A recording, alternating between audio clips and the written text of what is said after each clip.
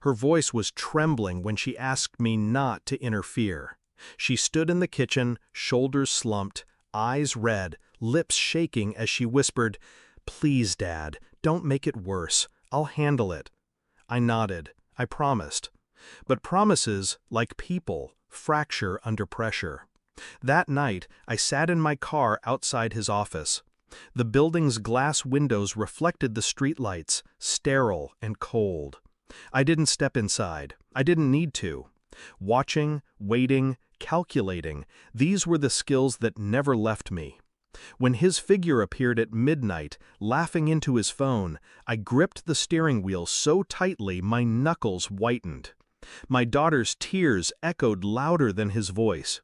I didn't confront him. I let silence do the work. The next morning, he was a different man, broken, hollow. He showed up at her desk, stammering apologies, resignation letter in hand. She ran home in shock. "How?" she asked. I smiled.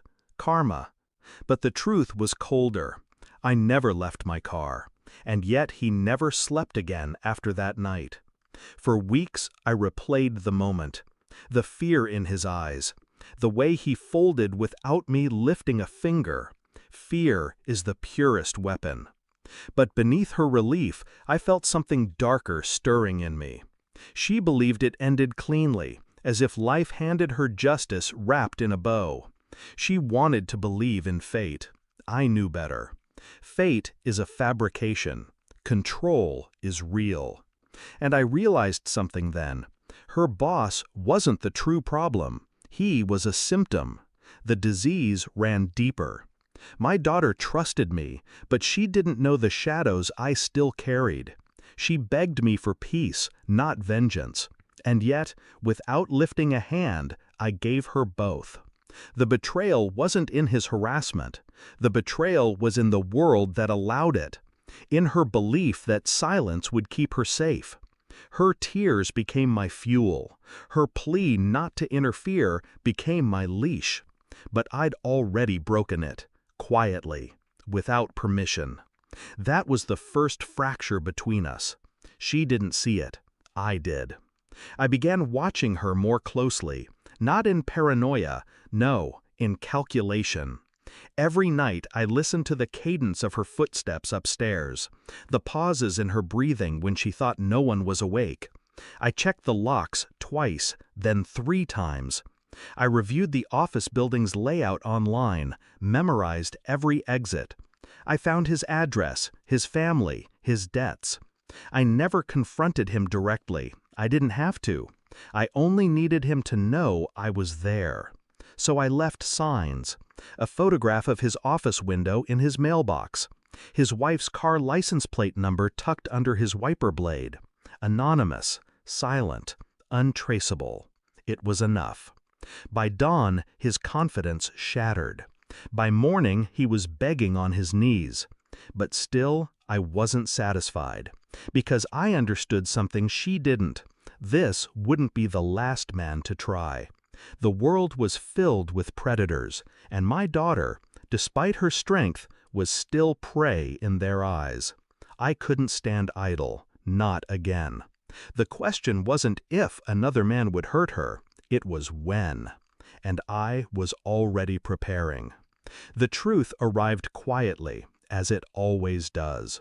Weeks later, I caught her in a moment of hesitation, clutching her phone too tightly, flinching when it buzzed. I didn't press her, I observed. The evidence came without effort. A string of late-night messages I wasn't meant to see. Another superior at her new job. Compliments. Then requests. Then threats disguised as opportunities. My chest tightened, but my face remained still. She was caught in the cycle again, and she hadn't told me. That was the deeper betrayal. Not that they hunted her, but that she kept me in the dark, believing her silence protected me.